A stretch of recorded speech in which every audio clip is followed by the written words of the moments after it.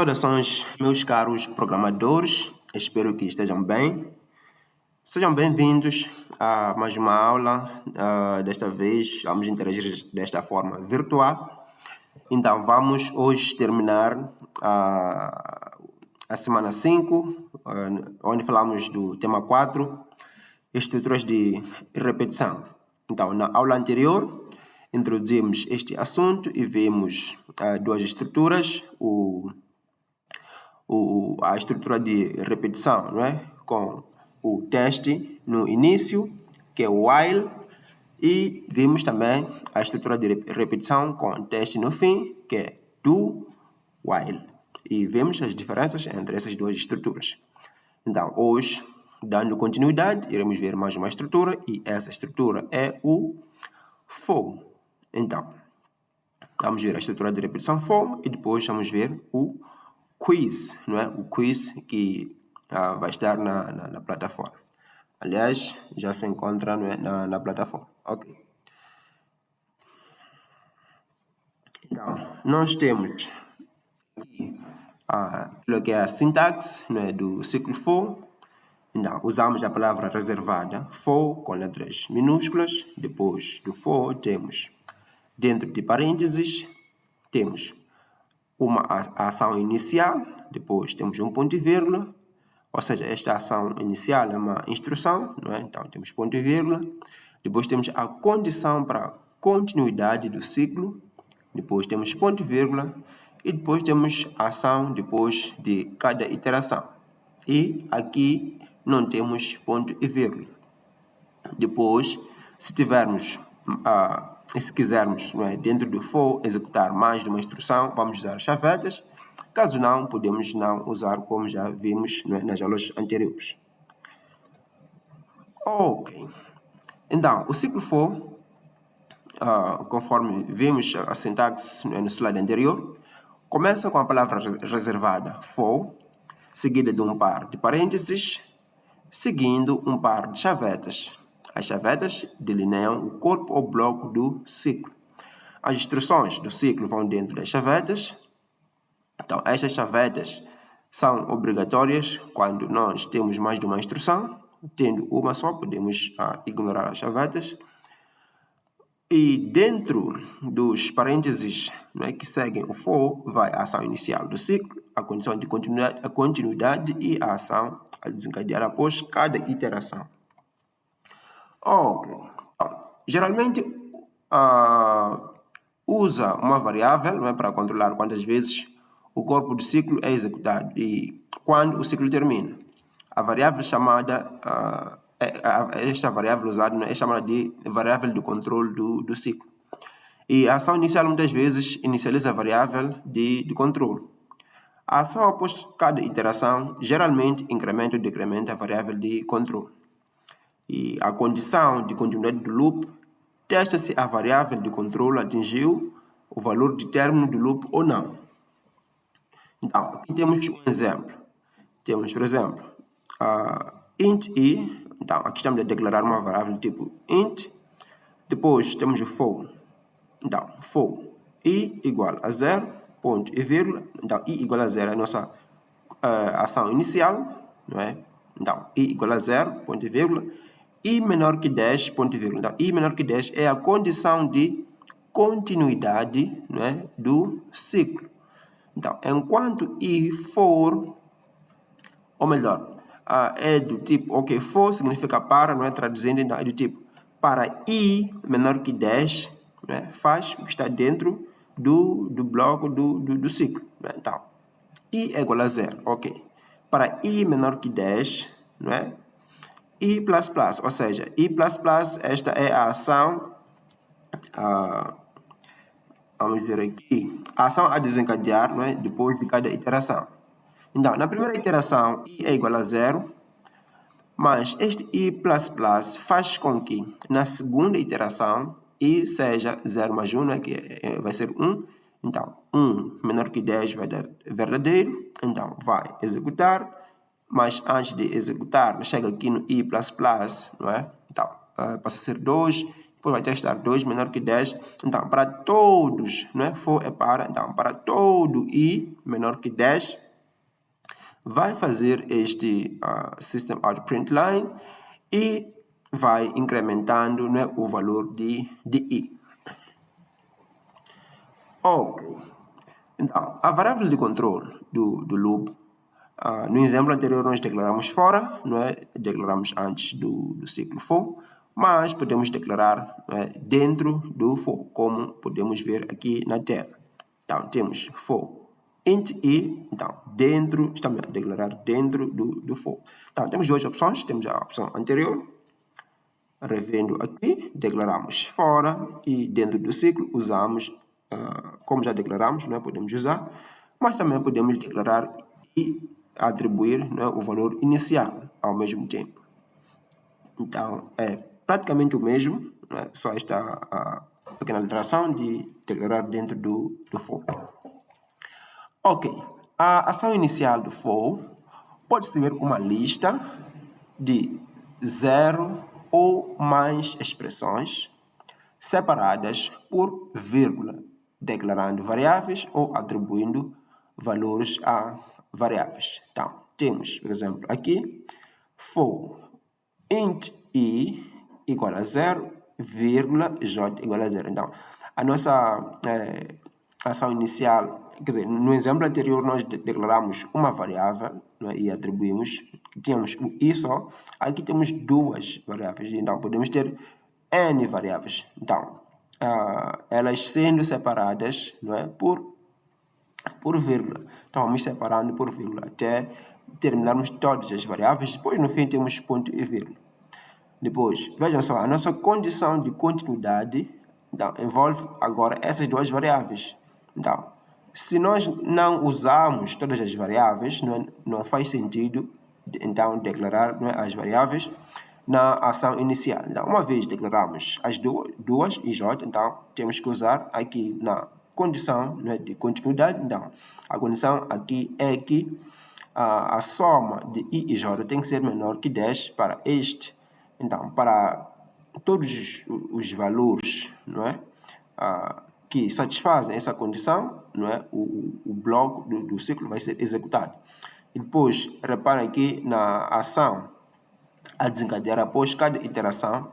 Então, também temos que mexer com as duas, não é, as duas variáveis. Então, incrementamos a i e a j. Então, primeira iteração aqui, i é igual a 0, j é igual a 0. Ok. I mais j vai ser 0 mais 0 é menor que 10? Sim. Então, vai fazer o print line. Então, com o i++ e j++, a segunda iteração, temos i igual a 1, j igual a 1, e então vai fazer i mais j, que é 1 mais 1, dá 2, 2 é menor que 10? Sim. Então, vai executar o print line. Depois, a iteração seguinte, o i e j vai ser igual a 2. Depois, 2 mais 2 vai dar 4, menor que 10, sim. Então, vai executar o print line. A seguir, vai ser i igual a 3, j igual a 3. Depois, 3 mais 3, 6. 6 menor que 10, sim. Então, executar o print line. Depois, a seguir, i e j vão ser iguais a 4. Depois, 4 mais 4. Menor que 10, sim. Então, executar o print line. A seguir, i é igual a 5, j é igual a 5. 5 mais 5, 10. 10 é menor que 10? Não. Então, o ciclo para, não é? Já não é mais executado. Ok. Então, sobre a ação a desencadear após cada iteração, então, esta ação, não é, pode ser uma lista de 0 ou mais expressões separadas por vírgula. Então, temos aqui i++, vírgula, j++. Ok? Ok. Então, agora uma questão que podem vir a ter, não é? Então, quando usar cada loop? Porque, quer dizer, agora, hoje estamos a terminar as estruturas de repetição. Então, vimos while, vimos do while e agora for. Então, quando usar cada uma dessas estruturas, não é? Quer dizer, quando é melhor usar while, quando é melhor usar do while e quando é melhor usar for. Então, temos aqui a resposta. Em geral, loop for é usado quando se sabe o número de repetições. Então, temos aqui um exemplo: imprimir uma mensagem 100 vezes. Então, já temos aqui o número, né, das repetições, que é de 100. Então, nesse caso, podemos, o for está melhor posicionado. Vamos declarar uma variável, por exemplo, o int i igual a 0, pois a condição de continuidade vai ser i menor que 100. Depois i++, então imprime sistema println uma certa mensagem, né? Então isto vai ser feito 100 vezes. Então, quando nós a princípio sabemos qual é o número exato das iterações que nós precisamos, então usamos o for. Depois, o while é usado quando não se sabe de princípio o número de repetições, não é? Como no caso de ler números até o número introduzido ser 0, por exemplo. Então, nós não sabemos quando, quer dizer, depois de quantas iterações o utilizador vai digitar 0. Então, como nós não sabemos a princípio o número de repetições, então o while está melhor posicionado nessa situação. E depois temos aqui o loop do while. Então, o loop do while é usado para substituir o while. Se o loop possuir ok, aqui houve um erro de exceção, mas tinha que ser uma instrução a ser executada antes de testar, não é, a condição de continuidade do loop. Então, se nós queremos fazer algo antes, não é, do teste, então o do while é melhor. Mas se nós quisermos testar logo antes de fazer qualquer coisa, então o while é melhor. Ok, e agora vamos falar de alguns erros comuns que podem acontecer. Então, o primeiro erro comum é essa tentação, não é, de colocar ponto e vírgula depois de fechar parênteses do for, que podemos ver aqui à esquerda. Então, não temos ponto e vírgula, apenas é uma chaveta, não é, que depois vamos fechar.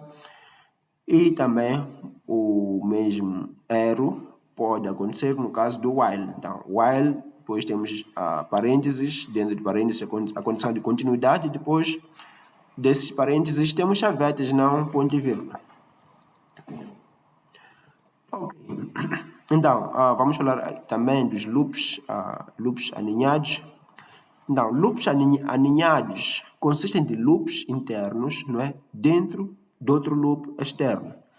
Então, cada vez que o loop externo é repetido, os loops internos são visitados e todas as iterações requeridas são realizadas.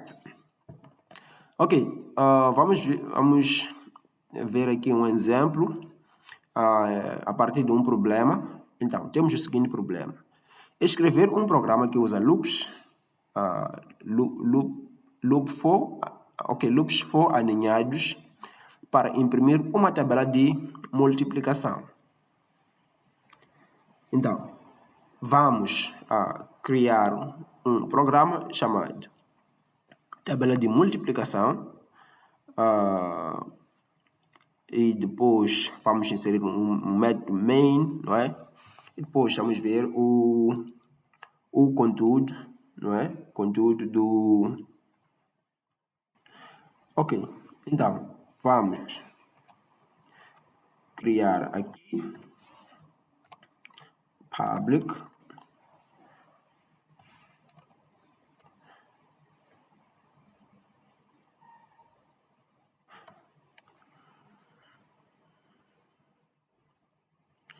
ok.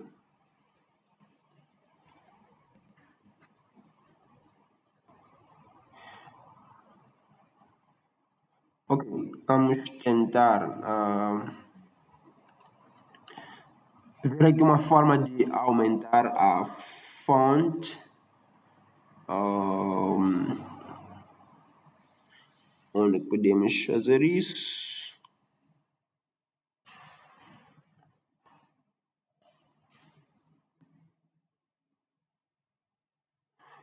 Ok, será aqui.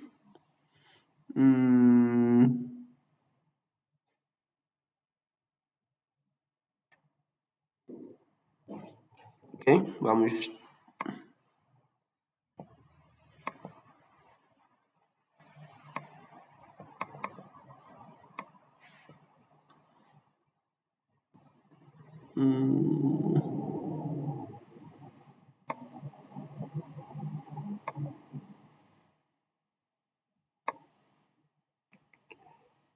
Ok, podemos usar 18.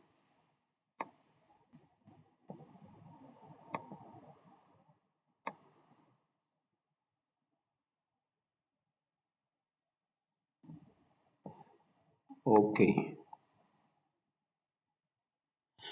Ok. Espero que tenha melhorado um pouco. Então, vamos ter public class, tabela de multiplicação. Ok, depois temos o public class static void main, depois temos string, corsetes, arcs, chavetas. Ok, então aqui nós queremos fazer a nossa tabela de multiplicação. Ok.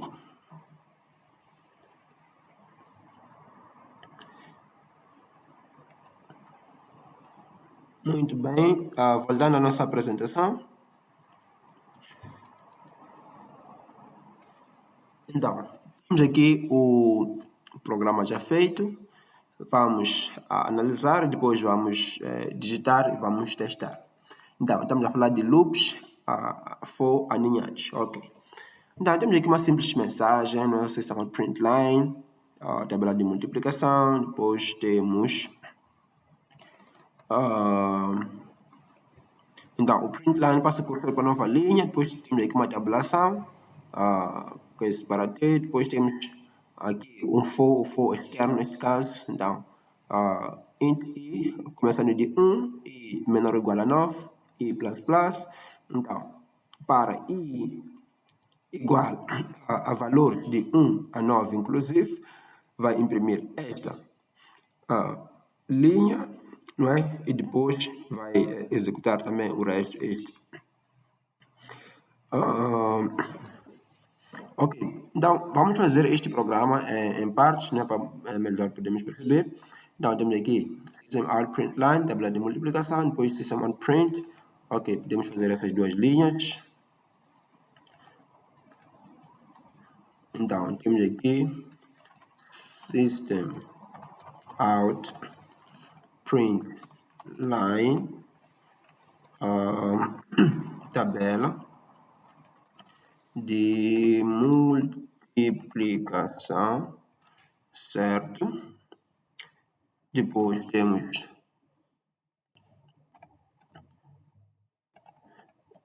system out print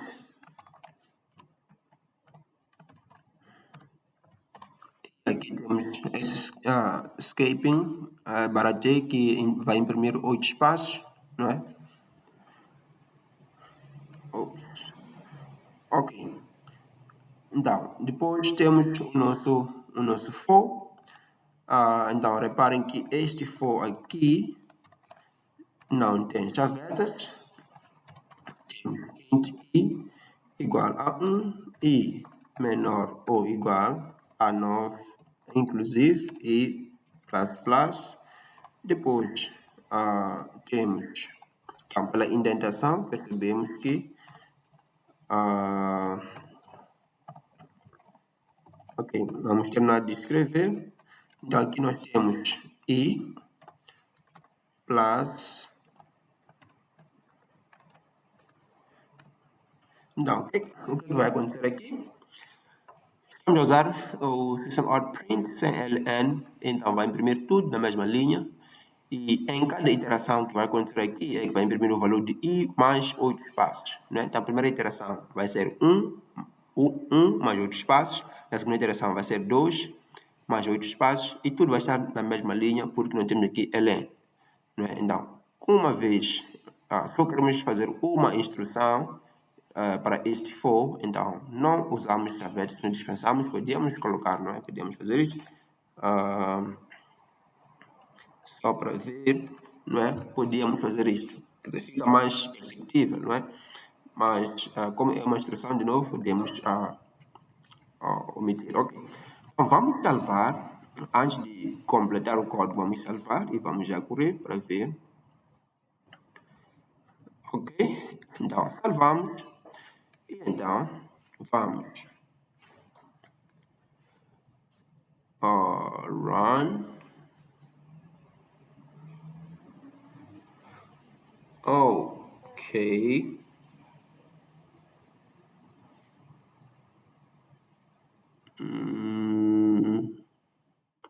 Ok. Temos um erro aqui na segunda linha, tem que ser public, não entra class, tem que ser public static void main. Ok. Então, correndo de novo. Exato. Então, já temos aqui o output.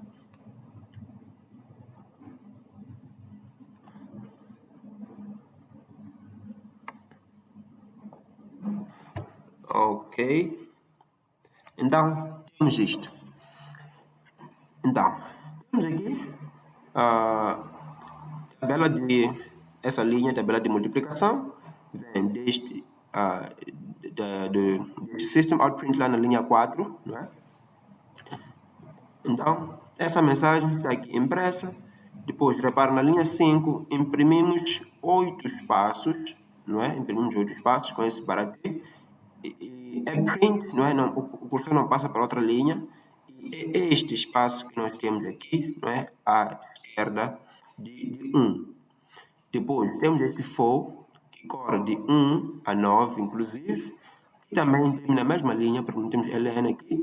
E imprime o valor atual do i, nesse caso temos 1, depois mais 8 espaços. Então, temos aqui 1 mais 8 espaços, depois na outra iteração, por causa do i++, temos 2 mais 8 espaços, depois outro i, 3 mais 8 espaços, e assim somente, né? No fim, vamos ter 9 mais 8 espaços, né? Por aqui, assim. Então, é isto que está a acontecer. Agora, vamos ver o que nós depois temos. Então, vamos fazer um system out print line agora, depois do for, aqui assim, system out print line, e vamos quebrar a linha e vamos imprimir aqui uma série de ifs, e podemos correr de novo para ver, né, o output. Ok, então o que acontece é isto. Então, podemos diminuir, neste caso, alguns ifs aqui. Depois podemos correr de novo.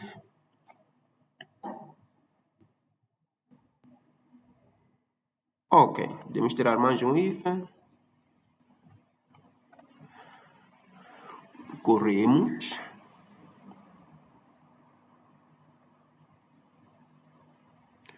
Muito bem. Ok. Então, continuando, agora vamos fazer um for, e vai ser assim. For int i igual a 1, não é? I menor ou igual a 9, i plus, depois abrir e fechar chavetas, porque vamos ter mais de uma instrução. Depois, aqui vamos ter system out print Depois vamos ter I mais, vamos inserir este pipe, não é? Está aí em cima do Enter no teclado, depois mais este caractere que imprime 8 espaços. Ok. Bom, acho que podemos correr a esta altura para vermos o que isto aqui faz.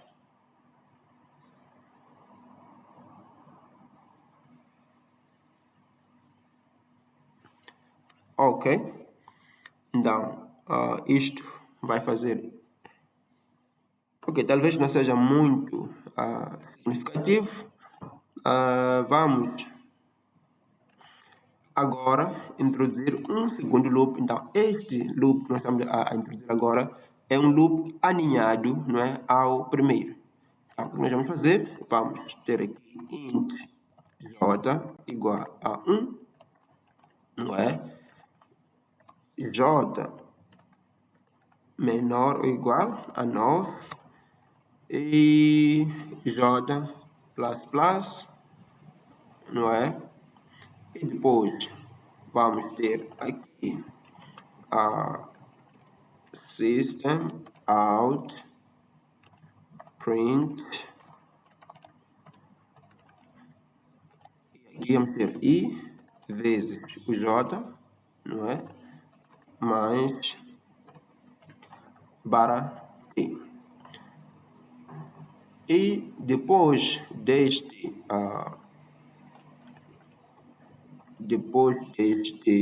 loop aninhado, não é? Vamos fazer apenas uma quebra de linha, né? Desta forma, system out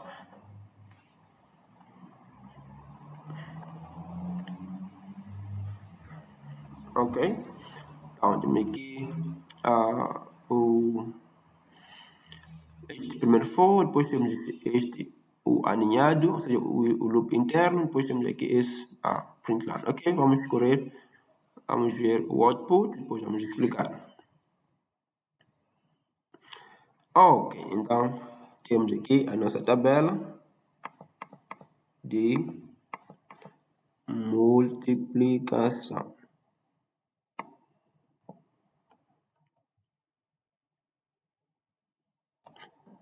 Ok. Então, aqui está a tabela completa. Temos aqui a tabela de multiplicação, temos aqui 1, 2, 3, até 9.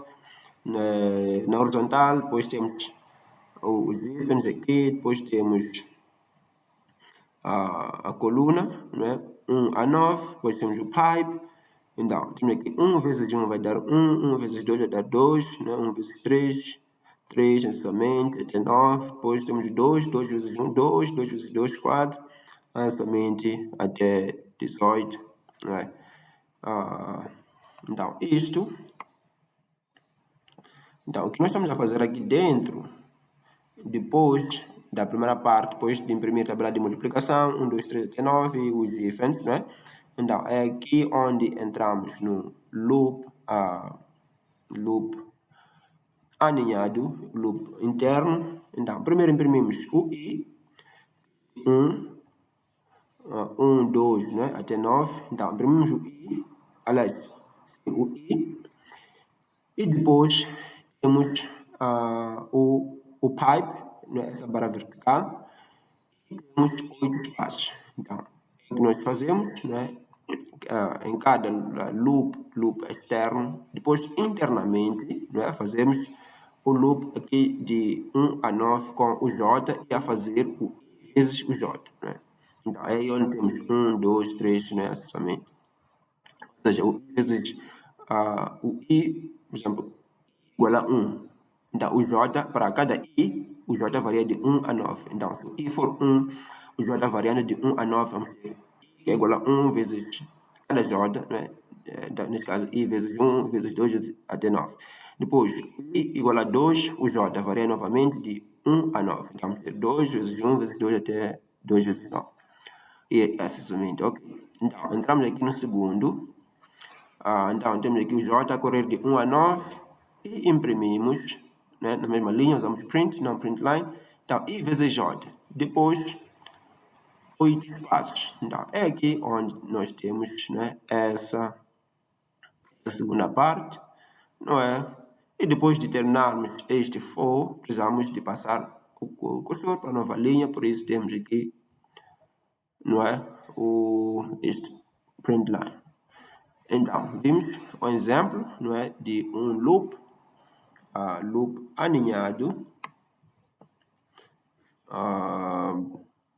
não é? Então, aqui é basicamente loop interno, não é, ao outro loop externo. Ok, então, voltando à nossa apresentação, então aqui temos o código, não é, do programa tabela de multiplicação, e vocês podem também digitar com o Notepad ou num outro editor, não é, o ID, e executar e ver se consegue obter, não é, este resultado. Ok. Muito bem. Então, temos aqui estudos de casos. Então, instruções de controle são fundamentais, não é, na programação. A habilidade de escrever instruções de controle é essencial na aprendizagem, não é, de uma linguagem de programação como Java.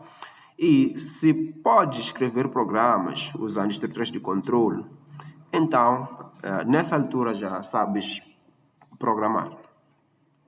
Ok, aqui temos um estudo de caso. Temos, por exemplo, a busca do maior divisor comum de dois números inteiros.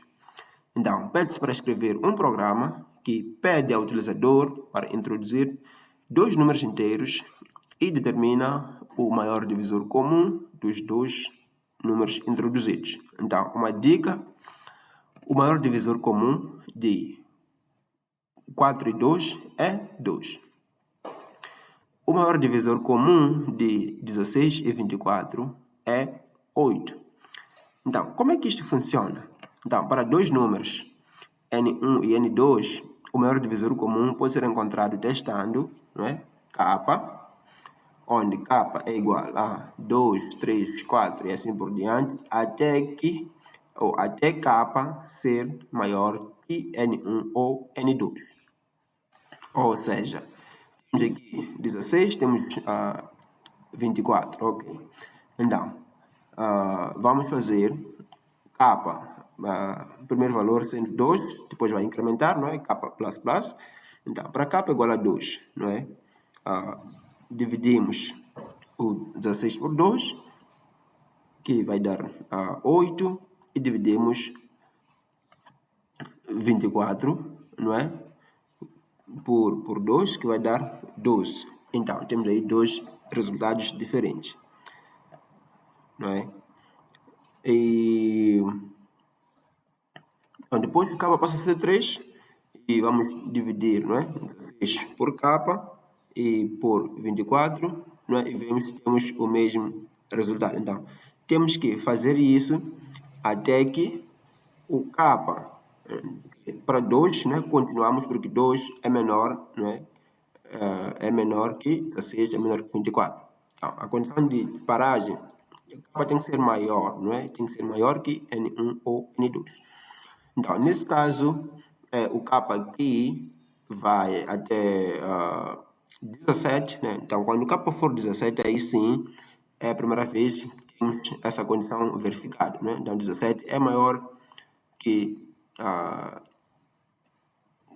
K igual a 17, não é? K maior que 16 ou maior que 24, isso é a primeira vez que dá true, porque pelo menos é maior que 16.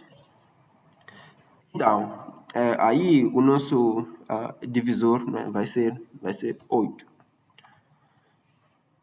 Ok, então, temos aqui o problema já resolvido, não é? Então, essa é uma questão de procurar, não é? Digitar e tentar perceber, né, o código. Ok, podemos fazer juntos. Vamos entrar novamente no editor e vamos criar um novo programa que vai se chamar o nosso programa vai se chamar maior divisor comum. Então, estando aqui, criamos um novo. Vamos fazer file new Java e public class maior divisor comum, não é? Depois vamos ter public static void main. Depois vamos ter aqui string args. Ok. Então, vamos usar aqui, porque vamos querer que o utilizador introduza, não é, dois números à sua preferência. Então, vamos usar aqui a classe scanner para podermos receber, não é, o input do utilizador. Ok. Então, vamos logo criar aqui um objeto, não é, da classe scanner. New scanner system in.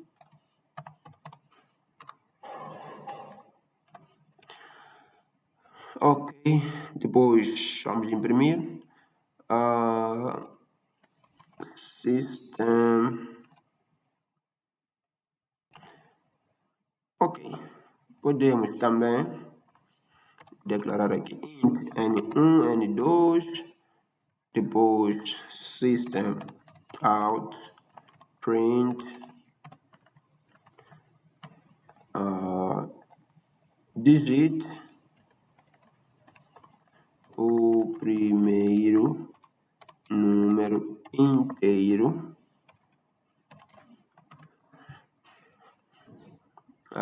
provavelmente podemos escrever aqui em cima a seguinte mensagem: programa para achar o maior divisor comum de dois números inteiros. Ok? Então, programa para achar o maior divisor comum, também chamado de MDC. Ok. Então, digite o primeiro número e vamos usar de receber este número. Então, N1 vai ser igual a input.next int. Ok. Depois, vamos ter print. Digite o segundo número inteiro.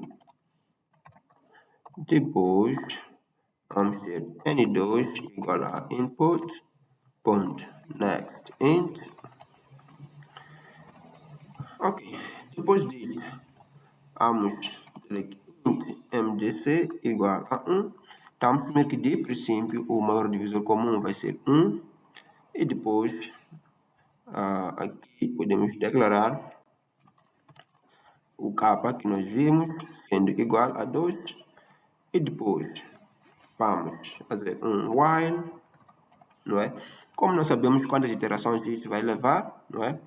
Então, vamos dizer, enquanto capa for menor ou igual a n1 e aqui tem que ser i capa menor ou igual a n2, Enquanto k for menor ou igual aos 2, não é, em simultâneo, número 1 e número 2, então queremos fazer algumas instruções. Então vamos dizer aqui if, aqui já vamos fazer a combinação de conceitos, as estruturas de repetição e seleção. Então, se N1 resta divisão com K, não é? Então, é a condição de divisibilidade. Então, se N1 resta divisão com K é igual a 0, significa que é divisível. Então, queremos este número. Ok. E N2 resta divisão com K é igual a 0. Então, e por que nós estamos a fazer isso? Trata-se do maior divisor comum, né? Comum aos dois. Ou seja, N1 é divisível e N2 é divisível. É por isso que disse comum. Ok. Então, o nosso MDC passa a ser este K. Depois, aqui, vamos fazer o K++, não é? O K++,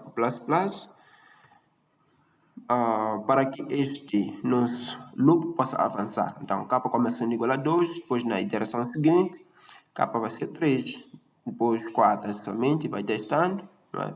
Até que essa condição não funcione mais. E quando o nosso loop terminar, não é? Depois do while, aqui, então nós podemos fazer o system out print line, não é? E aqui vamos dizer o maior divisor comum de N1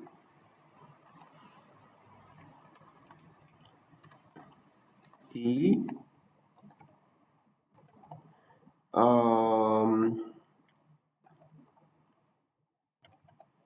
N2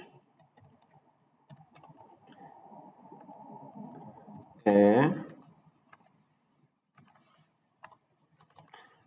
MDC, não é? Ok. Então, podemos, não é? Correr e ver, né, a testar o nosso programa. Primeiro vamos salvar. Ok, então run. Então, aqui está, imprimiu programa para achar o maior divisor comum, MDC de dois números inteiros, depois diz digite o primeiro número. Então, podemos usar os mesmos números que vem na aula 16, depois pede o segundo, vamos introduzir o 24. Então, diz o maior divisor comum de 16 e 24 é 8. Podemos escolher de novo, vamos testar com outros dois números. Podemos usar dois números que nós sabemos que existe um divisor comum entre eles. Por exemplo, temos...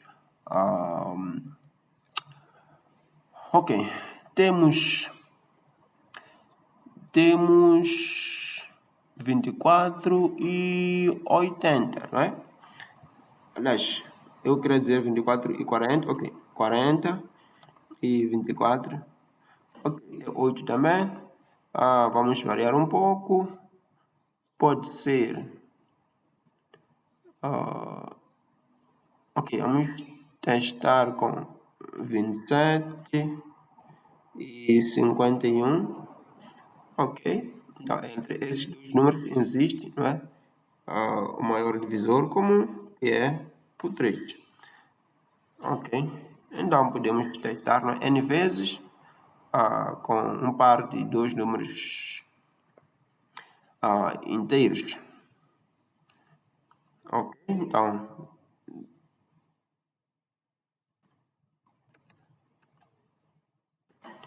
ok, então fizemos aqui mais um teste, né, de um caso de estudo. Ok. Voltando à nossa apresentação.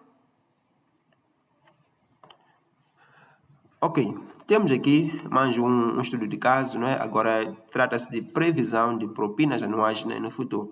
Então, aqui somos chamados a imaginar uma situação em que as propinas anuais de uma universidade no ano corrente sejam, por exemplo, de 40.000 meticais. Ok, e as propinas aumentem 5% cada ano. Então, em quantos anos as propinas vão dobrar? Ou seja, neste caso, vão custar 80.000 neste caso, não é? Ok? Então, temos aqui a solução também já apresentada e basicamente aqui usamos o while, né? O while, que é a estrutura de repetição. Ok, então vamos também fazer este programa e vamos também explicar o seu funcionamento. Então, de volta ao nosso editor, não é? Vamos fazer um novo programa e vamos chamar de previsão de propinas.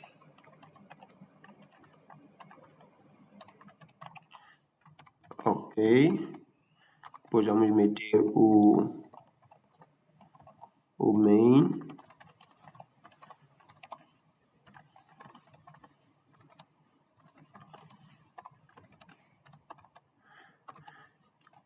Ok, então, aqui double propinas igual a 40.000, por exemplo. Depois, anos, inicialmente 0. Depois, temos aqui while.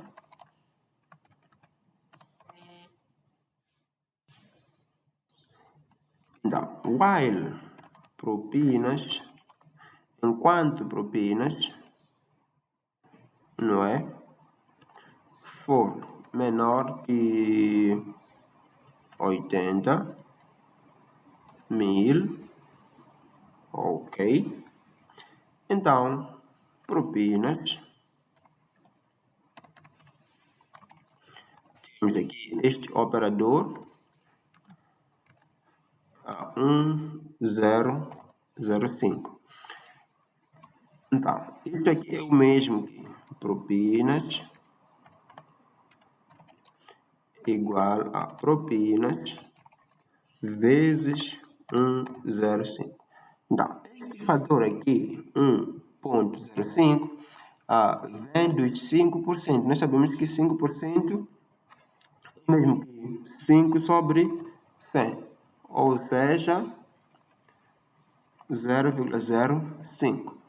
Então, pegamos o valor original, não é?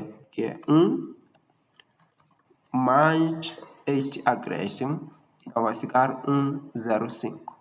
Então, vamos multiplicar as propinas com este fator de acréscimo, não é? E depois vamos verificar se as propinas, não é? Ainda são menores que 80. Então, quando forem maiores, então, a primeira vez é esse ano mesmo que nós queremos, não é? Então, aqui vamos também incrementando os anos. Depois do while, podemos imprimir system out print line. Então, vamos dizer, as propinas vão dobrar em anos.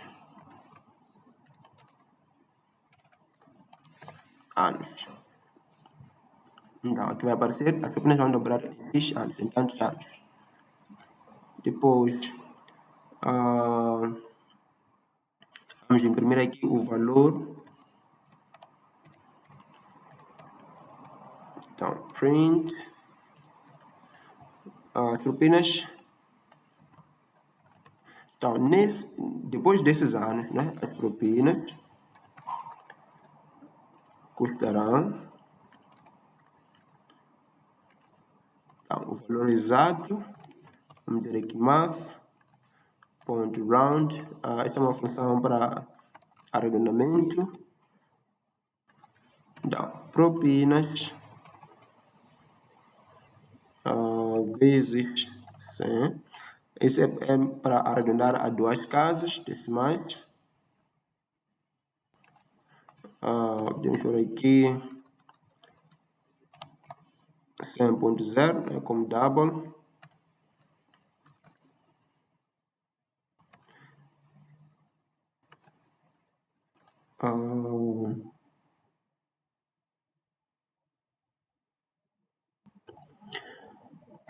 Ok.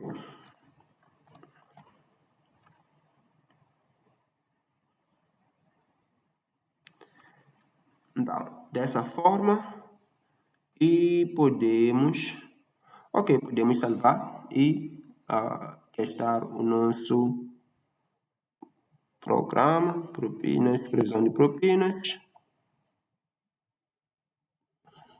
Ok, vamos escolher.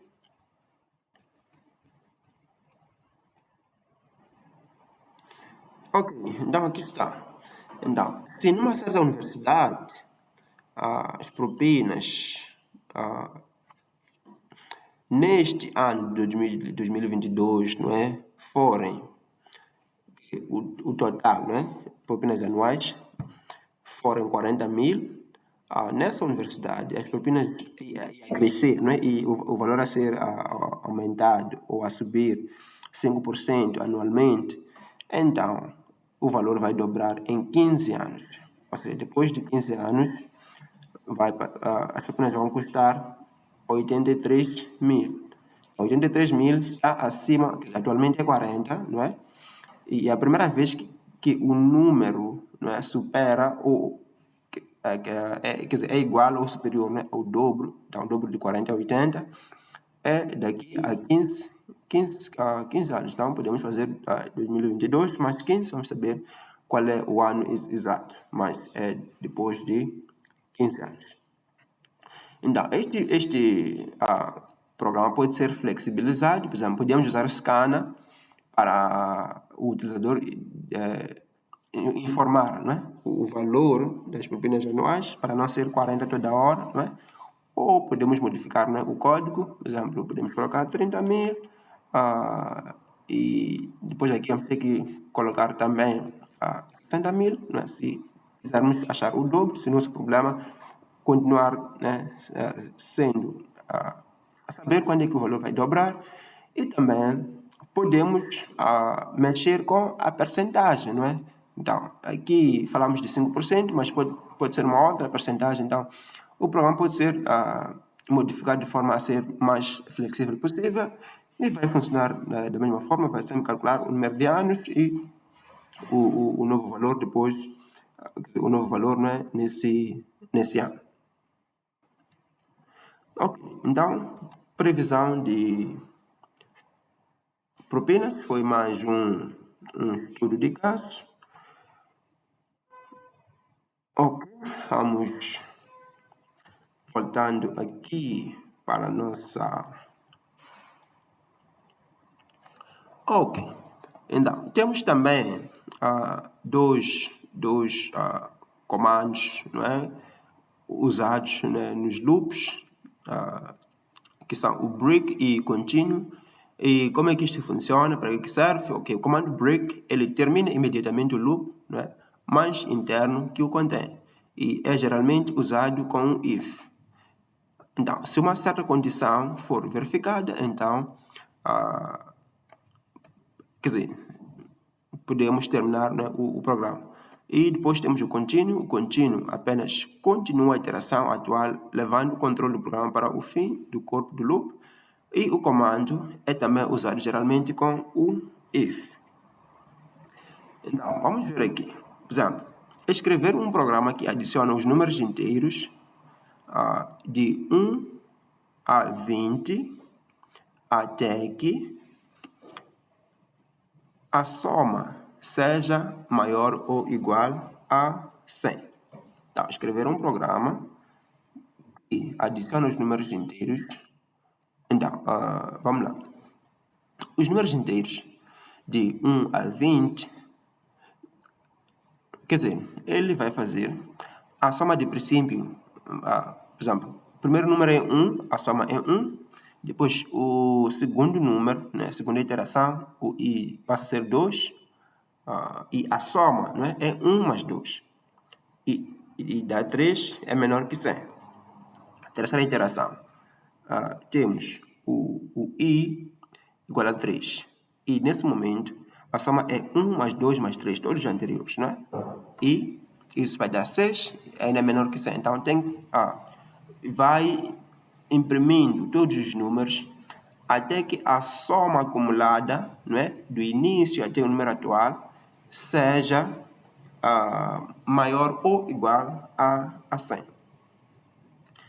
Então, nesse caso onde se aplica o break, então logo que essa condição é verificada, então terminamos, não é, o nosso loop. Então podemos fazer o break e terminamos a execução, porque atingimos a condição que nós estamos à procura.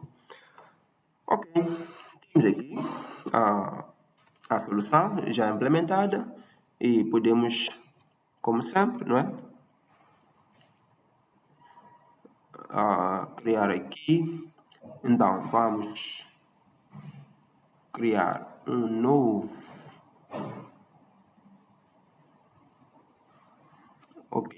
novo programa, public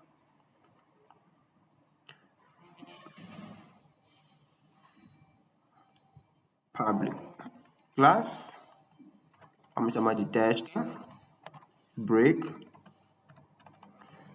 depois public static void main string args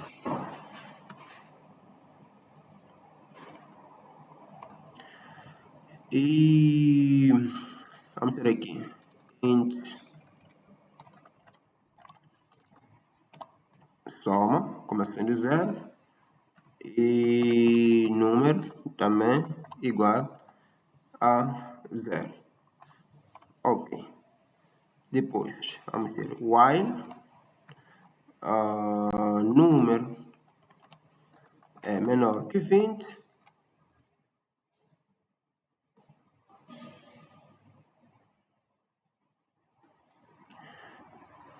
Ok. O número, na verdade, pode ser 1.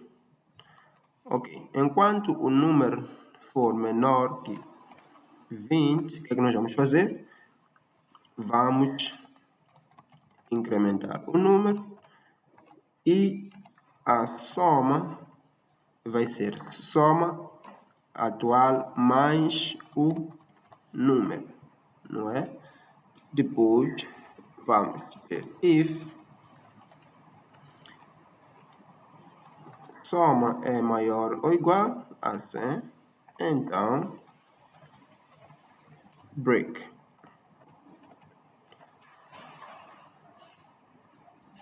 Ok, simplesmente assim. Olha.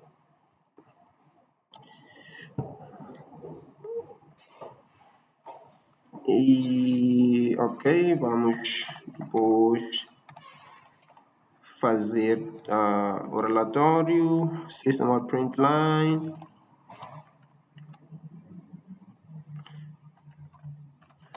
Vamos dizer o número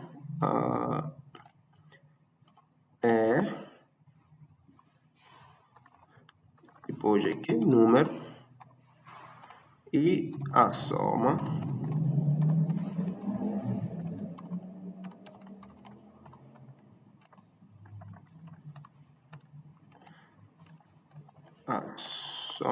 é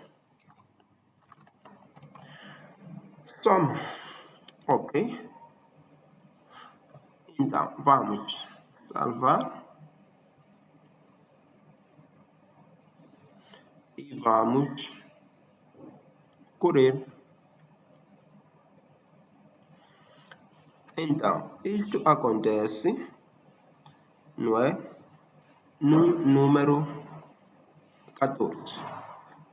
Então, não chega lá no 20, porque quando o número é 14, essa condição é verificada, não é? A soma acumulada já é 104, então é maior ou igual a 100. Então, este break, embora que a condição era até 20, não é? Mas porque esta condição aqui foi satisfeita, então o break terminou o loop mesmo antes de atingir, não é, este limite aqui de 20. Então, às vezes, não é, queremos terminar, não é, embora tenhamos mais iterações possíveis, né, mas queremos terminar porque uma certa condição, né, foi satisfeita. Então, é nesse caso onde entra o break.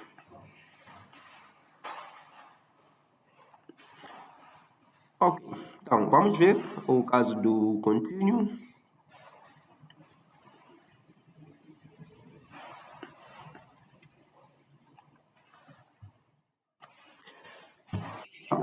Aqui temos o seguinte desafio: escrever um programa que adiciona os números inteiros de 1 a 20, excepto 10 e 11, não é? Escrever um programa que adiciona os números inteiros de 1 a 20, excepto 10 e 11. Ok.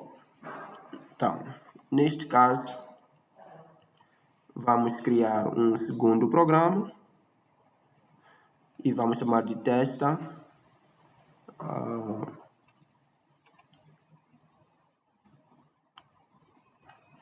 public class testa continue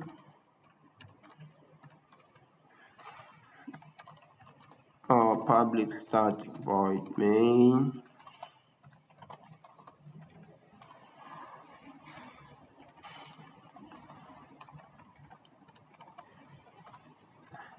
ok. Depois vamos ter aqui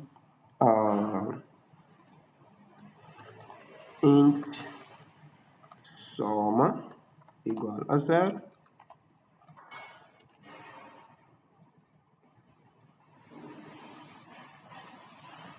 E ok, número igual a 0. Depois, while número é menor que 20, enquanto o número for menor que 20, número plus, depois if número igual a 10 ou número igual a 11, continue.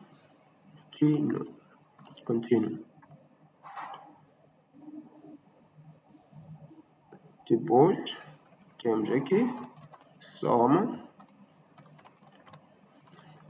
igual a soma mais um número. Então, o que vai acontecer aqui?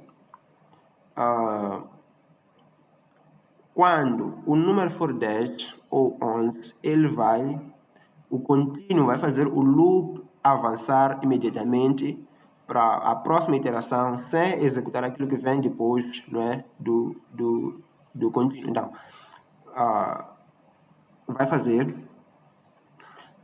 vai saltar, neste caso, esses dois números. Então, vai somar todos os números de 0, neste caso, de 0 a 20. Na verdade, podemos pôr 1 aqui. Então, de 1 a 20, mas exceptuando, né, 10 e 11. Então, depois do while, queremos imprimir, né, o resultado. Então, vamos ter system out print line. Vamos ter a soma e vamos colocar aqui a soma. Ok, vamos salvar e vamos correr.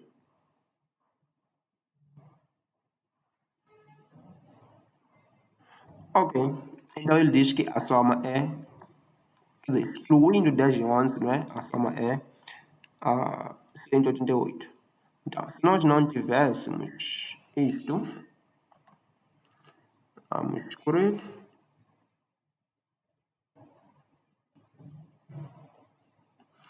Então, veja só, temos aqui 209. É justamente 188 mais 21, não é? 10 mais 11 dá 21, então 188 mais 21 vai dar 209. Mas, colocando ok? Este pedaço, então ele vai saltar 10 e 11, né? Dessa forma.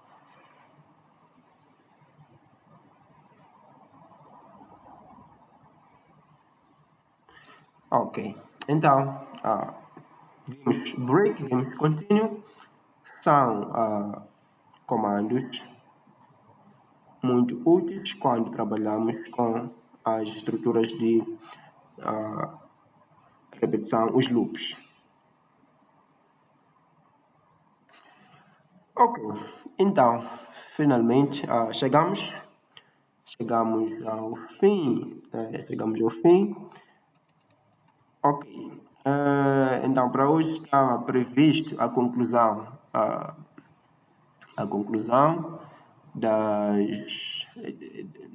dessa aula no tema 4. Então, vimos, não é, as estruturas, a estrutura for e fizemos uma revisão do while, não é? Vimos vários conceitos, vimos o break, vimos o for. Então, o que resta agora é o quiz. Então, o quiz encontra-se na plataforma, ok? Então, tem aqui perguntas teóricas.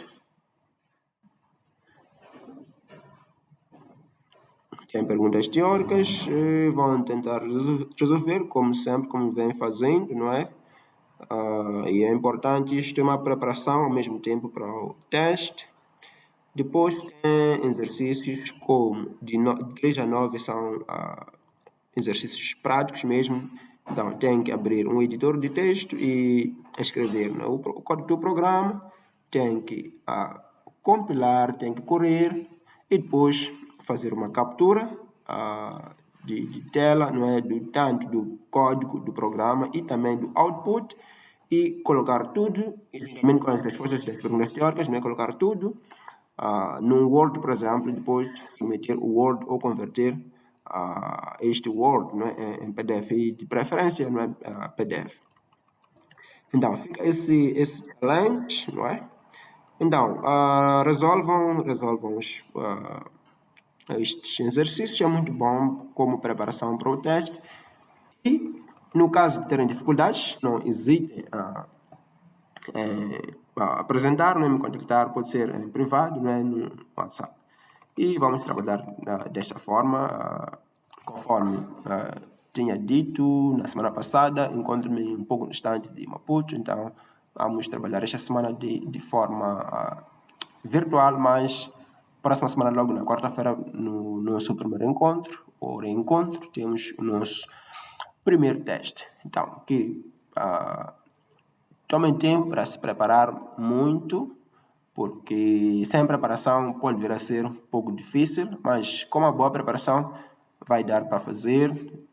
Aliás, não só vai dar para fazer, mas poderão fazer muito bem, muito bem. Então, meus caros, vamos terminar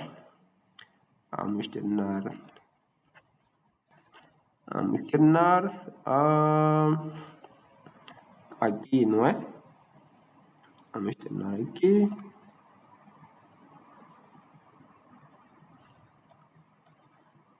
Ok. Então, essa foi a nossa aula de hoje. Então, terminamos aqui e, conforme estava a dizer, qualquer coisa que tiverem, não é, entre em contato no WhatsApp. Então, estamos juntos e até a próxima aula. Fiquem bem.